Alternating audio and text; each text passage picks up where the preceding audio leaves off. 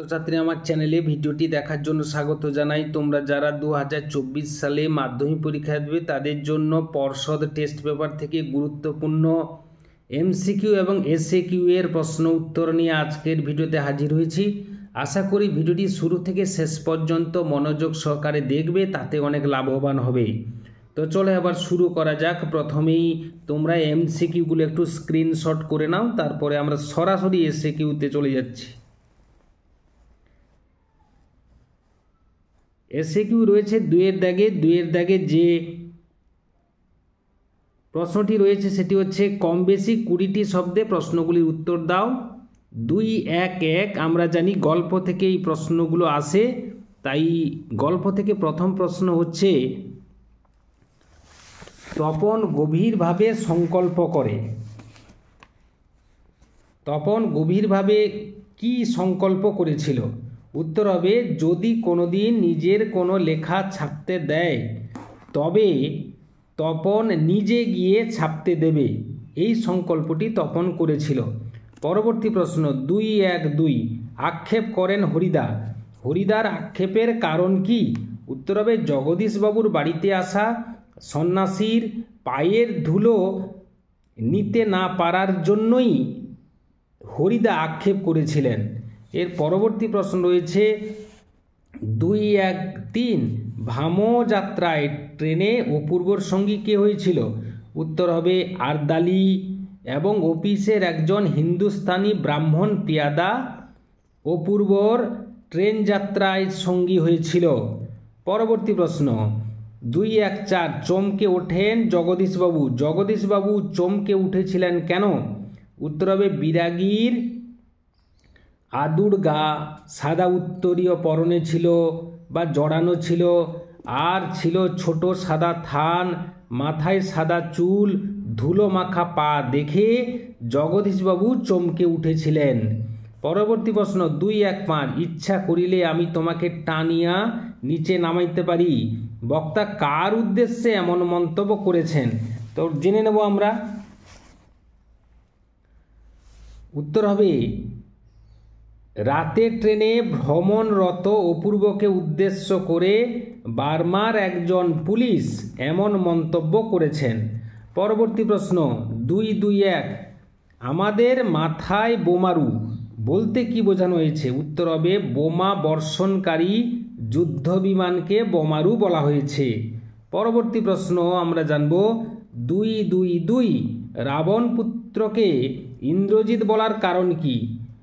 অর্থাৎ রাবণ তার পুত্রকে ইন্দ্রজিৎ বলেছেন কেন, বা রাবণ পুত্র ইন্দ্রজিৎ বলা হয়েছে কেন? উত্তর হবে তিনি দেবরাজ ইন্দ্রকে পরাজিত করেছেন, তাই তাকে ইন্দ্রজিৎ বলা হয়েছে। অর্থাৎ রাবণ পুত্রকে সেজন্য ইন্দ্রজিৎ বলা হয়েছে। পরবর্তী প্রশ্ন 2-2-3 কি অবস্থায় অস্ত্র ফেলে দেওয়ার আবেদন করেছেন? চরম নেতিবাচক পরিস্থিতিতে মানুষ যখন অস্ত্রমুখী হয়ে গেছে, যে কোনো স্বার্থ সিদ্ধির জন্য অস্ত্রকে আপন করে নিতে চাইছে, সেই পরিস্থিতিতে কবি অস্ত্র ফেলে দেওয়ার কথা বলেছেন। পরবর্তী প্রশ্ন 2-2-4 অতি মনোহর দেশ, দেশটি মনোহর কেন? উত্তর হবে সেখানে দুঃখ কষ্ট নেই, অর্থাৎ সিন্ধু তীরের যে দেশ সেই দেশে দুঃখ কষ্ট নেই, আছে শুধু সত্য ধর্ম এবং সদাচার। পরবর্তী প্রশ্ন রক্তের একটা কালো দাগ। কালো দাগ বলতে কিসের প্রতি ইঙ্গিত করা হয়েছে?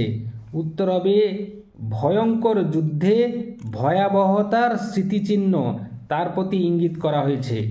পরবর্তী প্রশ্ন 2-3-1 লেখকদের পরিভাষা তৈরি ত্রুটিপূর্ণ ছিল কেন?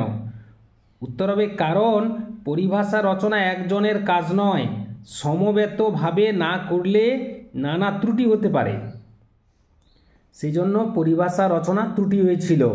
পরবর্তী প্রশ্ন 2-3-2 দার্শনিক তাকেই বলি। কাকে দার্শনিক বলেন? উত্তর হবে যিনি কানে কলম গুঁজে দুনিয়া খোঁজেন, তাকে দার্শনিক বলা হয়েছে, এমন মন্তব্য করেছেন লেখক শ্রীপান্থ। পরবর্তী প্রশ্ন 2-3-3 প্রাবন্ধিক রাজশেখর বসু ছেলেবেলায় কার লেখা জ্যামিতি বই পড়েছিলেন? উত্তর হবে রাজশেখর বসু ছেলেবেলায় ব্রহ্মমোহন মল্লিকের লেখা বাংলা জ্যামিতি বই পড়েছিলেন। পরবর্তী প্রশ্ন, ফাউন্টেন পেনের আবিষ্কারক কে? উত্তর হবে লুইস এডিসন ওয়াটারম্যান হলেন ফাউন্টেন পেনের আবিষ্কর্তা। পরবর্তী প্রশ্ন 4-2-4-1 তির্যক বিভক্তি কাকে বলে? যে বিভক্তি একাধিক কারকে ব্যবহৃত হয় বা প্রযুক্ত হয় তাকে তির্যক বিভক্তি বলে। যেমন এ বিভক্তি, তে বিভক্তি হলো তির্যক বিভক্তি।